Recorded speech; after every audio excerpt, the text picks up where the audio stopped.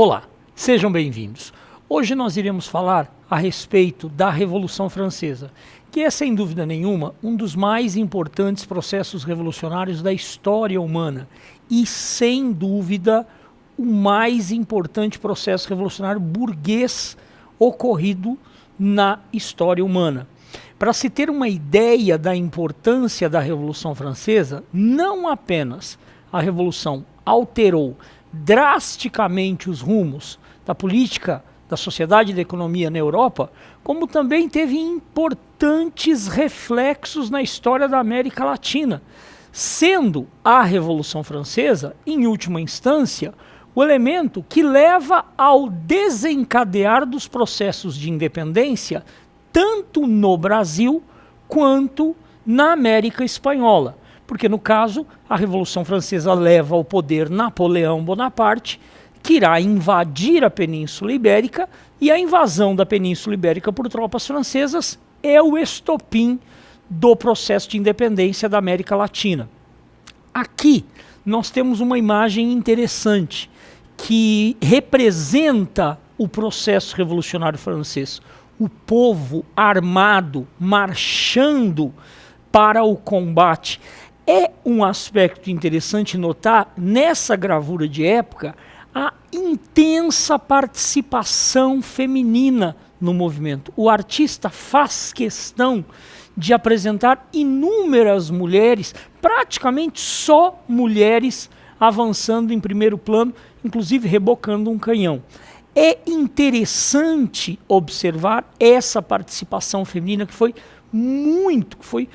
decisiva no movimento. Porém, é sempre bom lembrar, no final do processo revolucionário, as mulheres continuarão excluídas do direito à participação política. Esse é um ponto importante para quem quer prestar vestibular, porque é comum perguntas a esse respeito. Qual é o papel da mulher na Revolução Francesa? É importante, é intenso o papel no movimento revolucionário, porém, no frigir dos ovos, o que nós iremos observar é que os homens assumem o controle político do movimento e as mulheres acabarão sendo obrigadas a retomar a sua condição anterior, que é exclusivamente a vida doméstica. Não dá para a gente falar da Revolução Francesa sem antes analisarmos um pouco dos antecedentes da França no final do século XVII e no início do século XVIII. Meninos, a França foi a maior de todas as monarquias europeias.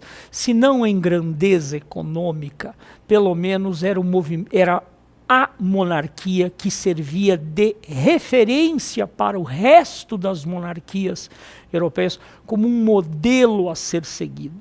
Luís XIV, o Rei Sol, aquele que diz o Estado sou eu, Luís XIV representa o apogeu do absolutismo na Europa. Seu governo é marcado por um luxo, por uma sofisticação inimagináveis até então. Portanto, muito mais do que a Inglaterra, a França é a referência quando se fala de monarquia. Por isso mesmo, a queda da monarquia francesa terá muito mais impacto, vai provocar uma espécie de um tsunami político na Europa. Por quê? Porque trata-se da monarquia mais famosa, mais bela, mais copiada do mundo naquele momento. E Luís XIV é, sem dúvida nenhuma, o responsável por deixar a França nessa condição.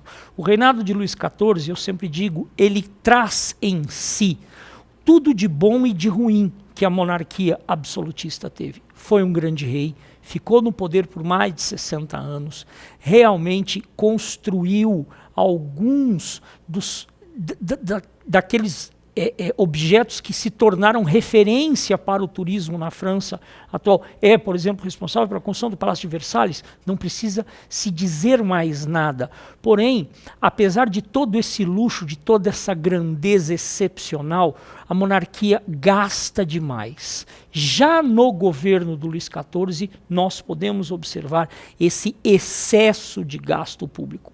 Festas magníficas, palácios maravilhosos, guerras, inúmeras guerras em que a França se envolve.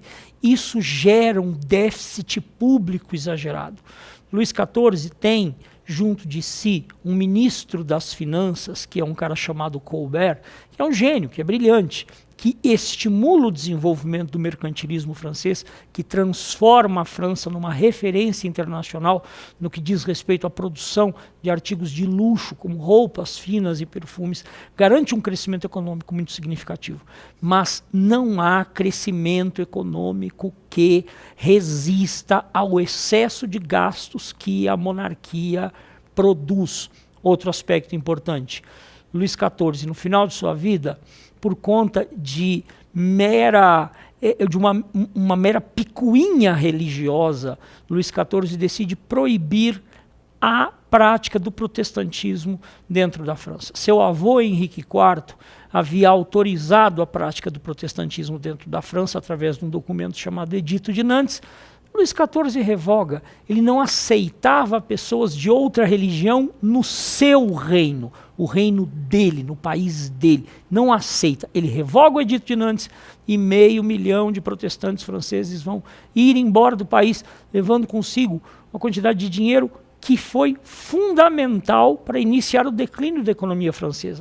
Quando morre Luís XIV, o Rei Sol, quando morre Luís XIV, já deixa para seu sucessor um país em sérias dificuldades econômicas.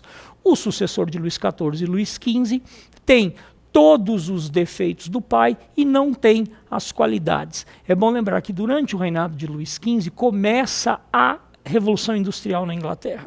E, a partir daí, a competição da indústria inglesa com o artesanato francês vai arrebentar a economia francesa.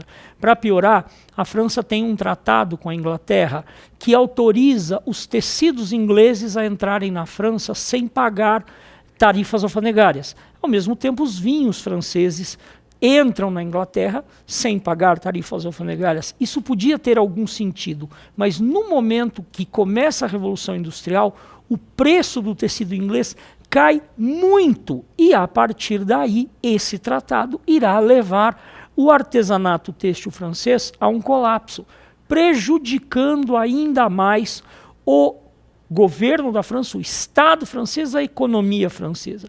Podemos afirmar que no final do reino de Luís XV, o que nós observamos é que a França caminha rapidamente para um colapso econômico.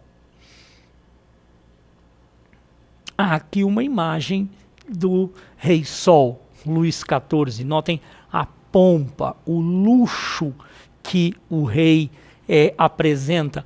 Um detalhe interessante, essa calça colada nas pernas que o rei usa, nós chamamos de culotte, o culotte.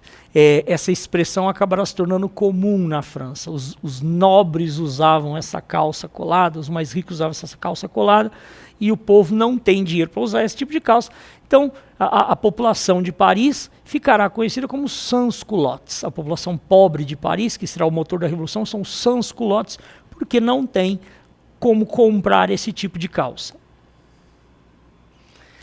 Em 1774, assume o trono Luís XVI, neto de Luís XIV, filho de Luís XV. Luís XVI é uma figura que, segundo os autores, ninguém pode contestar a sua inteligência. Não, Luís XIV não é Nicolau II, o último czar da Rússia. Ninguém pode dizer que fosse burro, mas era uma pessoa extremamente indecisa no momento onde era necessário que se tomassem decisões em regime de urgência. Luís XVI decididamente não é a pessoa mais indicada para enfrentar o furacão que se aproxima da França.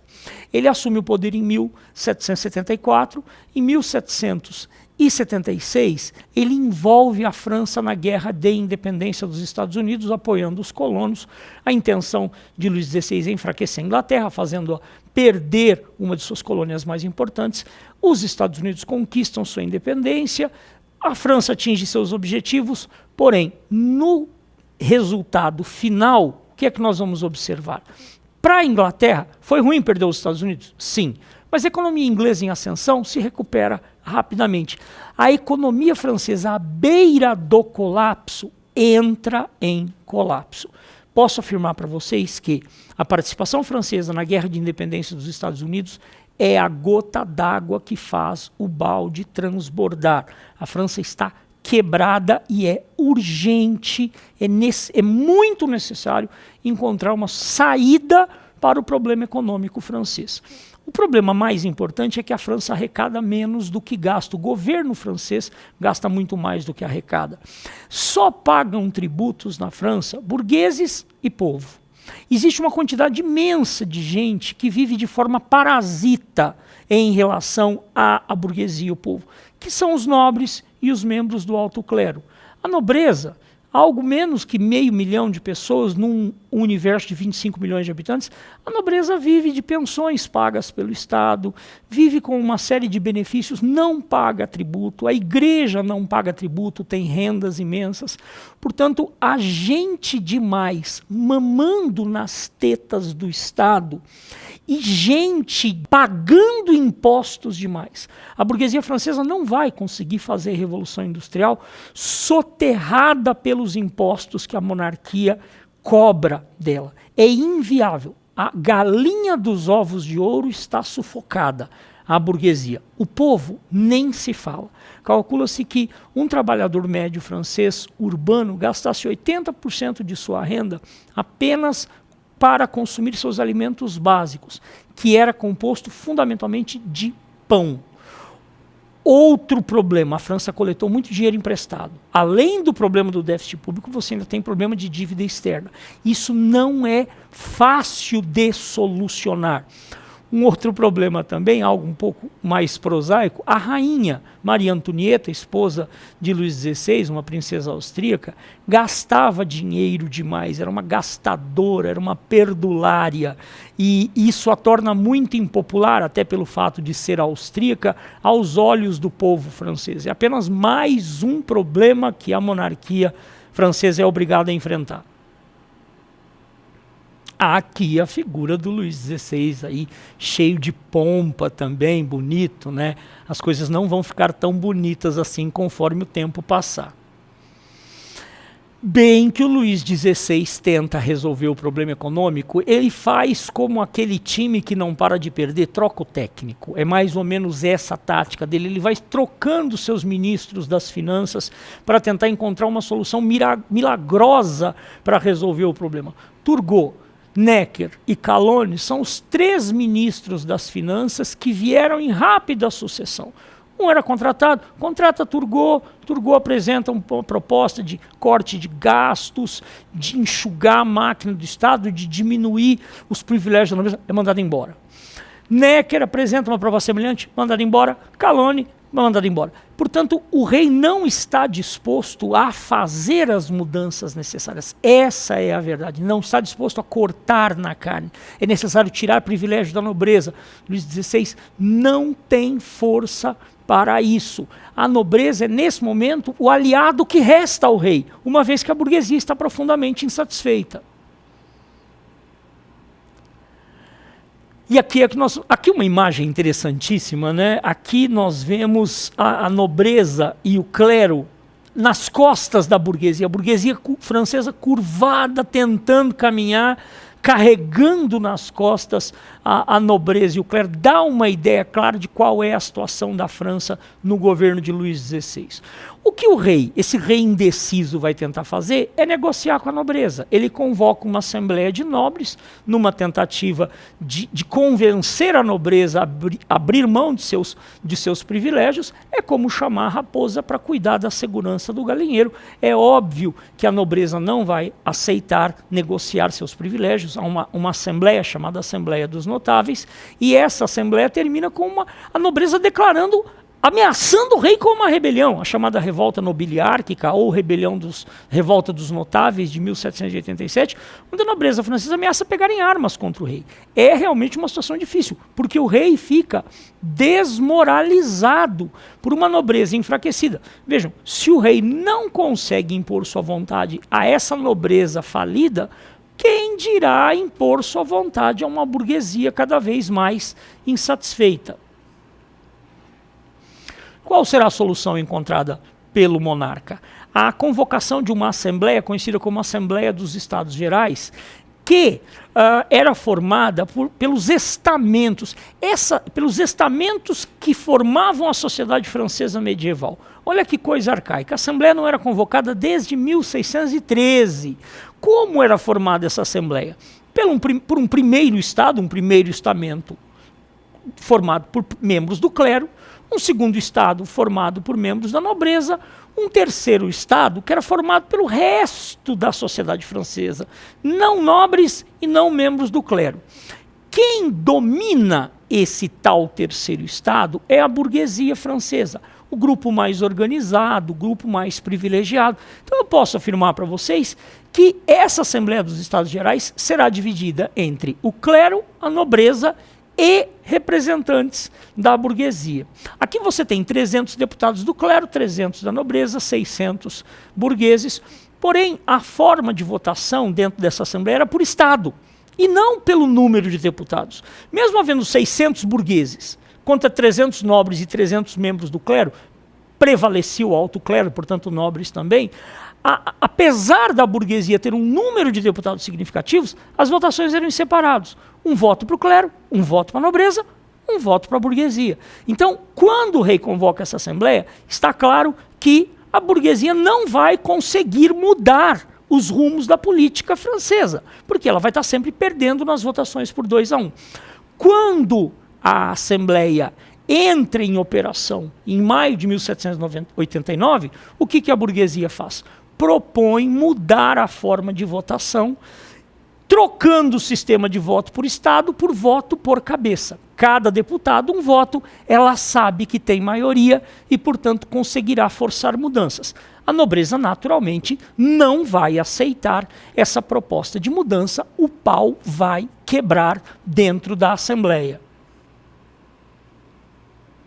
E aí a burguesia francesa propõe a formação de uma Assembleia Nacional Constituinte que deveria dar à França uma Constituição. Isso rompe com a monarquia absolutista. Monarquia constitucional não é monarquia absolutista. É óbvio que o rei não aceita a formação dessa Assembleia Nacional Constituinte, mas o exército já não lhe é fiel.